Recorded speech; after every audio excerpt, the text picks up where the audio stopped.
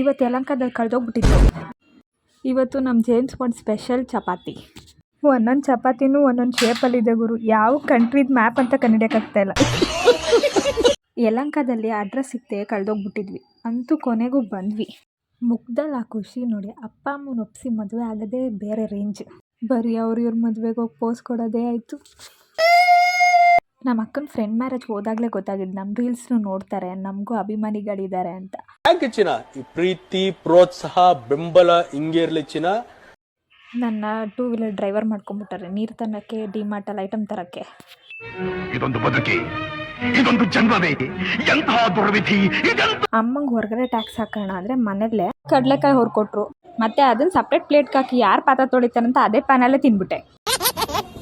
ಬೇಜಾರಾಗಲಿ ಖುಷಿಯಾಗಲಿ ನಾನು ಹೋಗೋ ಪ್ಲೇಸ್ ಬಂದು ಸ್ಯಾಂಕಿ ಟ್ಯಾಂಕಿ. ಇದು ನೈಟಲ್ಲೇ ಇಷ್ಟು ಚೆನ್ನಾಗಿರುತ್ತೆ ವ್ಯೂ, ಮಾರ್ನಿಂಗ್ ಅಂತೂ ಇನ್ನೂ ಚೆನ್ನಾಗಿರುತ್ತೆ. ಅಲ್ಲೇ ಸ್ವಲ್ಪ ಹೊತ್ತು ನಾನು, ನಮ್ಮ ಅಕ್ಕ, ನನ್ನ ತಮ್ಮ ಎಲ್ಲ ಟೈಮ್ ಸ್ಪೆಂಡ್ ಮಾಡ್ಕೊಂಡು ಅಲ್ಲಿಂದ ಮಾರ್ಕೆಟಿಗೆ ಹೋಗಿ ಅಮ್ಮ ಕೊಟ್ಟಿರೋ ಎಲ್ಲ ಐಟಮ್ನು ತೊಗೊಂಬಂದ್ವಿ. ಐಸ್ ಕ್ರೀಮ್ ತಿನ್ನಬೇಕು ಅಂತ ತುಂಬ ಅನ್ನಿಸ್ತಿತ್ತು. ಪೈಸೆ ಇರಲಿಲ್ಲ ಅಂತ BVಗೆ ಟ್ಯಾಕ್ಸ್ ಹಾಕ್ಸಿದ್ವಿ. ನಾವು ರೆಗ್ಯುಲರ್ ಆಗಿ ಹೋಗೋ ಐಸ್ ಕ್ರೀಮ್ ಪಾರ್ಲರ್ ಬಂದು ಕುರುಬ್ರಳ್ಳಿಯಲ್ಲಿ ಲೊಕೇಟ್ ಆಗಿರೋಂಥ ಆನಂದ್ ಐಸ್ ಕ್ರೀಮ್ಸ್. ಇಲ್ಲಿ ನಿಮಗೆ ತುಂಬ ವೆರೈಟಿ ಐಸ್ ಕ್ರೀಮ್ ಸಿಗುತ್ತೆ, ಅದು ಅಫೋರ್ಡಬಲ್ ಪ್ರೈಸಲ್ಲಿ. ಇಲ್ಲಿ ಬಂದಾಗೆಲ್ಲ ನಮ್ಮ ಅಕ್ಕ ಮೆನ್ಯೂ ಕೇಳ್ತಾಳೆ, ಅದೇ ತೊಗೊಳೋದೇ ಚಾಕೋನಷ್ಟು. ಐಸ್ ಕ್ರೀಮ್ ತಿಂದು ಮುಗಿಸ್ಕೊಂಡು ಮನೆಗೆ ಬಂದ್ವಿ.